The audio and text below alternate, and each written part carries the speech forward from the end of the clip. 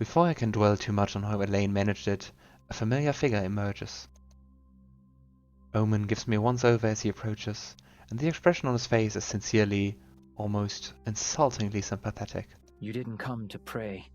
No. No, I didn't. He looks at me again, tail swaying gently. I want to tell him my purpose myself so he won't have to guess, but the words just don't come out. Because I don't know. At this point, I'm just wandering aimlessly, trying to kill time, to avoid the inevitable. Elaine is gone, but I don't know what I can tell Omen that I haven't already, and I don't know if I can put the questions I really have for him, for anyone, into proper words. Ethan, my sister told me you were looking for me. Something like that, yes.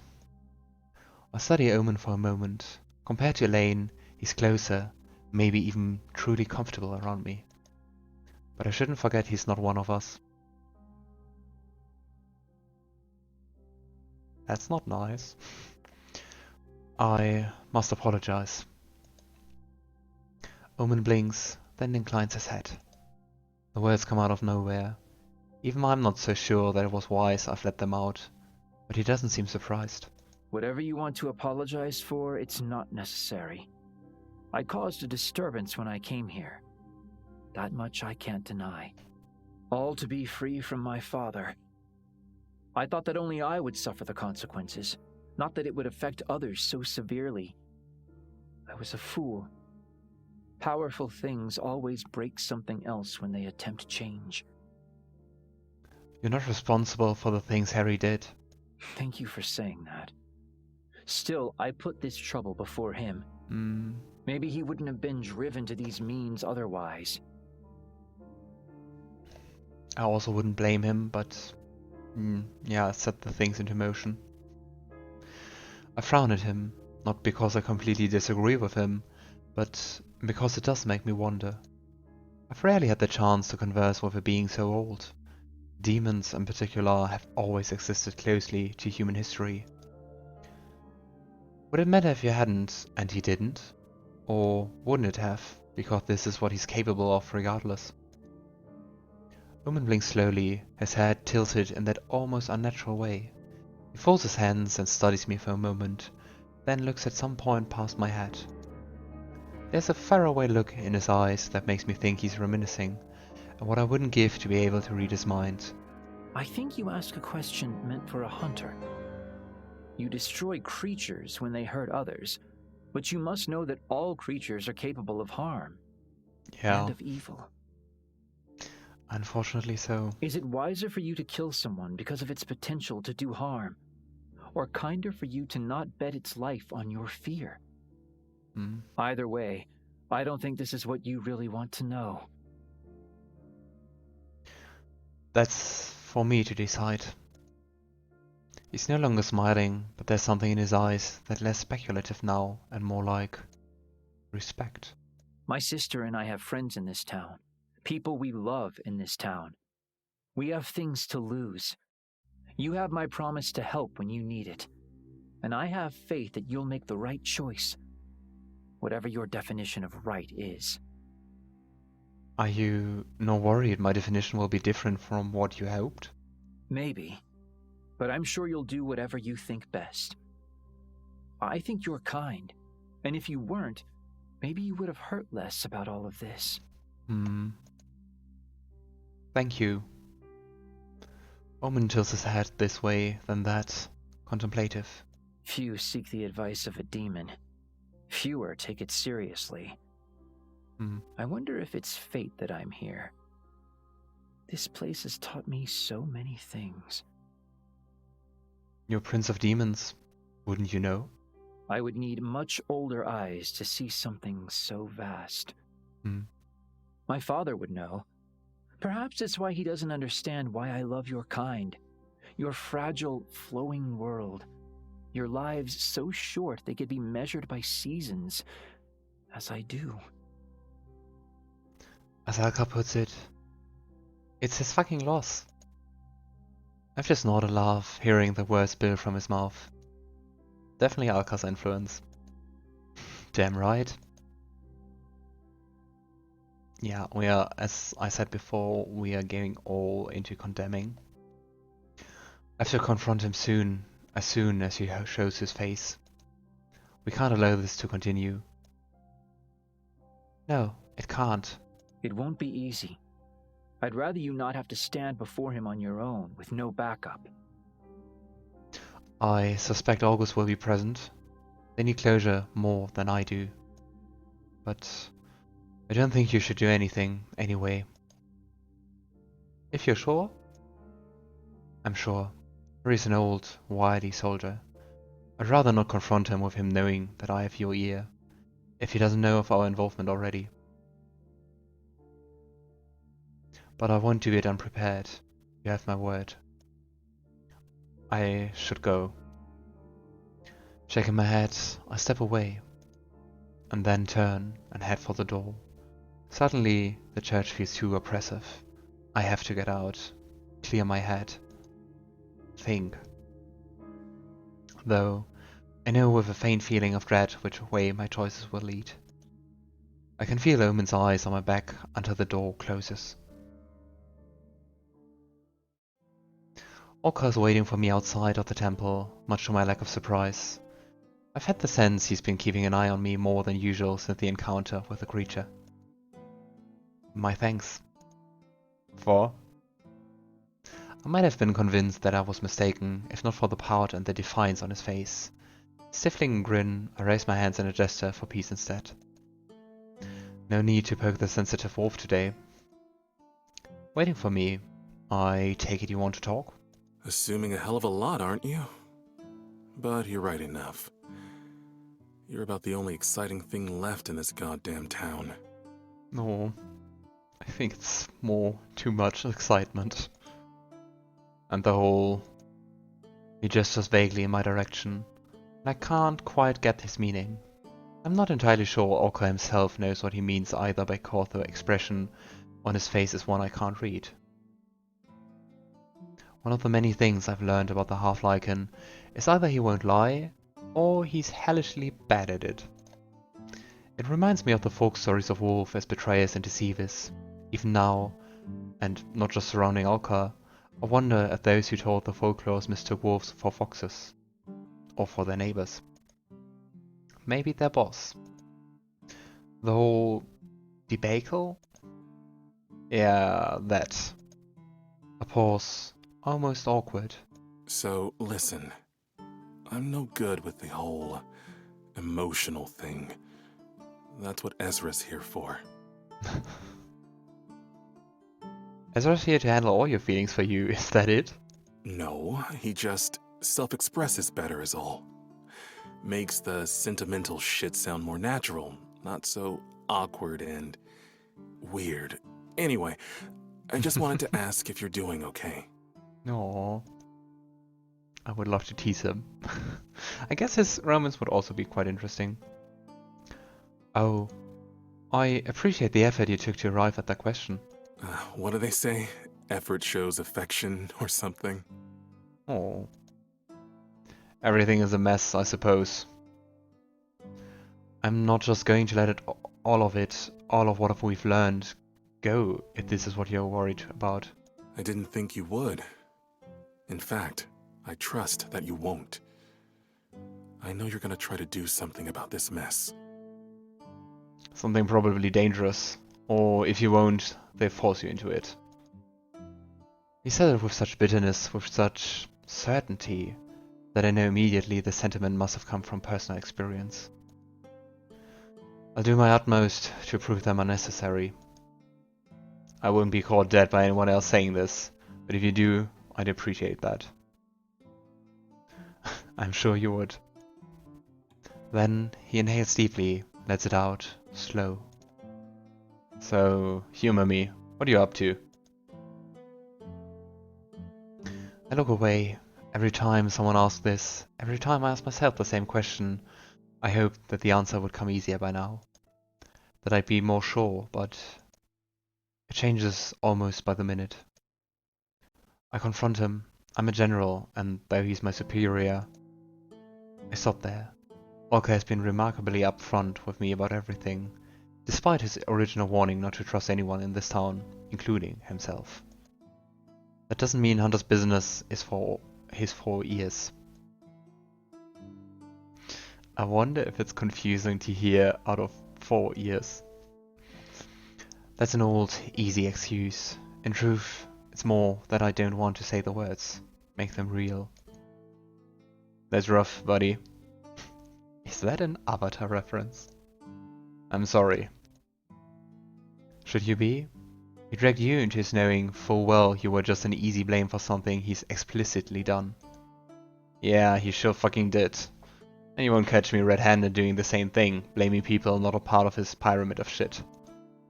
Anyway, that's good. Figured so, but... give me some peace of mind. At least till it actually fucking happens. What would you have done if I said I understand where he comes from and side with him?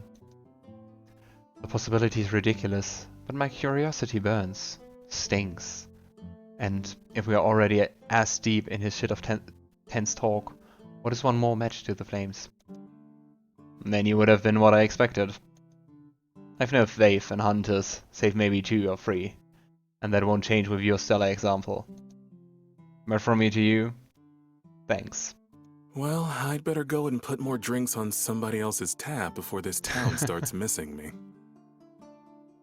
Tell me you aren't trying to drain Finn's wealth within your lifetime. Oh, I wouldn't worry. I broke into the catacombs once just to see how rich our man is. And he's loaded. It's not like the treasure would sit there and marinate if you don't spend it. He could pay taxes. Pay taxes to your boss. Here's a point there. I have an appointment to catch with my enforcer anyway. Wow. I pray for you. Thank you. With a laugh and a shake of his head, Alkar shoves his hand deep into his pockets and ambles away toward the tavern's direction. I wait until he's out of sight before heading my own way. The sun shyly disappears beyond the horizon as I step into the magic shop, passing what I assume to be Ezra's final customer for the night with a smile. He looks exhausted when I catch his eye across the counter, but he still smiles warmly when I approach. You look tired. So do you. Ezra has a quiet laugh, and Coco peeps loudly at him, appearing from between his feet with her usual attitude. He rolls his eyes before looking down at the feline, raising a dark brow at her almost accusingly. No, absolutely not. She chirps at him in return, and I swear she almost looks angry. I'm sorry? Ah, sorry, it's nothing. Then he gently nudges Coco with his foot, and with a defiant flick of her tail, she darts through the purple curtain and into the back room. Cats, huh? He picks up a pile of books stacked by the cash register and inclines his head for me to follow him. I oblige, watching as he pops each one back in its rightful place. How was your day? You feeling okay? He turns, eyeing my side, knowing full well his magic healed me perfectly, and yet still finding the time to worry for me. Though, unconsciously, I still press my hand over the place where the wound once lay, an almost phantom ache settling deep in my ribs. As if my body is aware that there should be something. Physically, I'm fine. The last books get pushed between its shelf mates, and Ezra turns to face me fully, concern etched upon his face. Just physically? You need to figure this out before everyone gets hurt. I clear my throat, offering him a clipped smile. I just feel like I'm in a limbo with the whole Harry situation. I'm supposed to be on my way to see August right now, and yet... You can't bring yourself to go. I shake my head, letting my hand fall numbly to my side. Still, I fight to keep the true extent of my worry off my face, pretending that the hurt, bitter undercurrents of the knowledge I was burdened with don't leave me feeling nauseous. For now, the only thing I can try to do is be honest, but try to be strong. For them. For all of them. No, I can't. Ezra smiles at me, an almost sympathetic edge to it. I do hope he isn't pitying me, but then Ezra is so very kind that I can't view it as anything other than innocent. Come, let me make you some tea. I nod, actually thinking how I could very much do with a cup of something warm to clear my head right now. I'd like that. Thank you. Ezra fills the kettle, placing it up on the stove and stepping toward me as he begins to whistle quietly. So, I assume Gus will be with you when you meet with Harry? If so, I imagine you and them will be more than capable of handling anything he tries to throw at you. And I've been meaning to ask, if you don't mind, of course. He stares me down with those wide, wise eyes. How are you going to approach him exactly? I mean, you've had time to process all of this. A little, anyway. I bite my lip, almost wanting to hold back the rage I feel broiling and bubbling in my chest. The things Harry has done, the things the enforcers have done. Centuries of pain and suffering, tearing children from their families and turning them into monsters. I put a stop to this, finish it once and for all. He reaches out for me across the table, taking my hand in his own and holding it tight. You'll be careful, won't you? Oh, Promise me that. oh, he's really cute. I study him for a long minute, wanting to respond immediately and with conviction, but I'm unsure of what I might come to face. I'll do my best. We sit in silence for a little while, only to have it broken by a quiet. I look around, then down, realizing it's coming from underneath the floor. Ah, of course. Finnegan. Ezra and I share a smile, and my heart leaps in my chest at the thought of seeing Finn. We both stand, and Ezra reaches to unlatch the lock that keeps the opening to the catacombs locked, while I pull back the rug that covers it. When golden eyes appear in the darkness, I feel a chill roll down my spine. Good evening. He turns to me, taking my hand and pressing a kiss to my knuckles. I came as soon as I sensed you were here. Oh. Ethan is on his way to see August. Finn crinkles his nose at that, apparently unimpressed. I was hoping I could steal you away for a little while, actually. Not for anything nefarious. Fierro simply longs to speak to you. Oh, that's interesting. Oh. Out game? Oh. In game? Oh. Does he have more information? He shrugs. I'm not sure. He's not exactly a man of many words. If he's asked for you, then I'd take it that he has at least something to tell you. He definitely isn't just wanting a friendly chat, that's for sure. I see. Well, considering I'm still avoiding going to see August, we could go now. I'd be more than happy to escort you. Be good. No, we won't. Then Finn takes my hand, tugging me toward him and pressing a cool kiss to my temple. Come then, love. Into the hole you go. I'm sorry. Sometimes my mind is a bit too dirty. Ezra and I both look at him with blank expressions, and he merely rolls his eyes, sighs, and ushers me onward. We say goodbye to Ezra, watching as we descend down into the depths of the catacomb tunnels. He curls his big hands around my waist to help me down, and I brace myself with palms against his chest.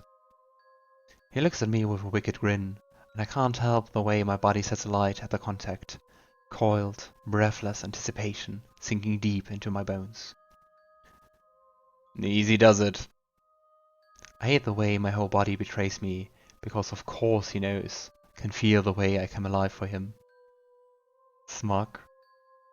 With a scoff, I playfully push him, and he stumbles away dramatically, clutching his chest. Your words sting, dear Hunter. Now, follow me. A shadowy figure waits for us outside of Finn's quarters, and I smile when I see a shock of white hair and friendly crimson eyes. Hunter Everflight, it's a pleasure to see you again. It's good to see you too, under better circumstances, this time. If I look hard enough, I swear I can see his mouth twitch. Fiero studies me with a certain intensity for a moment, and I feel a strange sense of calm washing over me, but he frowns, a blink and you miss it thing, but I see it before his face falls into that carefully calculated stoicism. I will not keep you long. I just want to thank you for finding me. I owe you a debt of gratitude for assisting with my extraction. I gather you will be meeting with the Lieutenant General soon. I swallow thickly, my throat tight all of a sudden. There it is again, that uncertainty, the push and pull of conflicting emotions that swirl in my gut and almost suffocate me.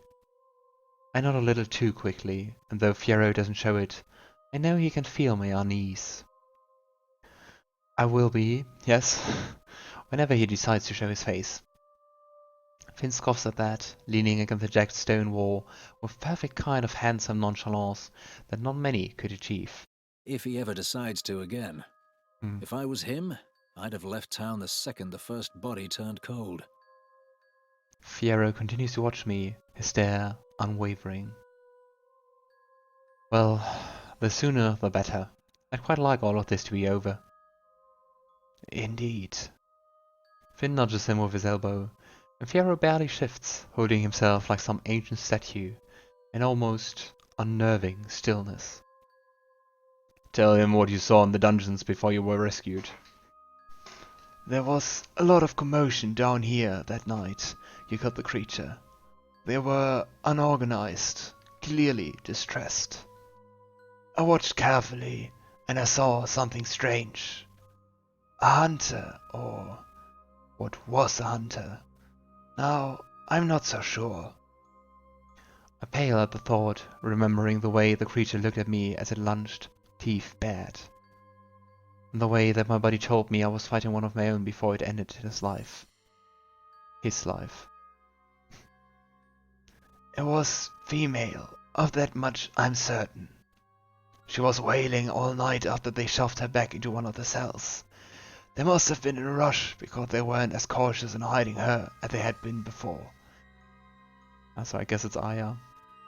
She's more whole than the other one, but whatever that they've done to her, she's too far gone, driven mad, feral even. I've never felt anything quite like it. An impossible flurry of pain and confusion, but mostly anger. Aya. No.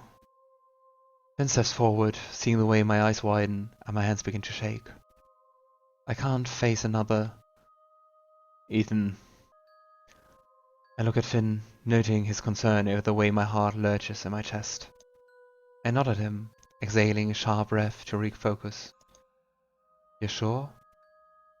The quiet vampire nods, his lips pursed into something that looks like an attempt at a grimace.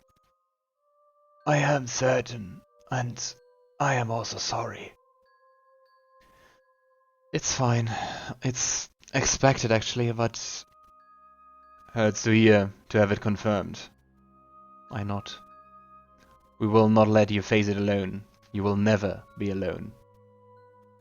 Fiero shares a look with Finn before nodding his agreement. I will leave you now. Thank you, Fiero. He offers us a stiff bow as Finn pushes open the door to his quarters, making a beeline for the carafe of scotch upon his desk. I smile at him fondly from outside the room, registering how relaxed he's become around me, and how at home I feel here with his clan. A cold but gentle hand rests upon my arm, and I meet Fiero's stoic scarlet gaze. He speaks quietly, as the words hit me hard enough to knock the breath from my lungs. I know his heart may no longer beat, but it is no less capable of breaking.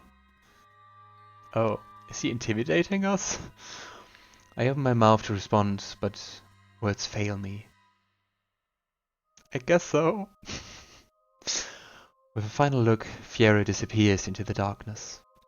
Whatever he sensed in me, the thought that I could hurt Finn cuts me to the core, and I gather my thoughts before I turn and head to join him.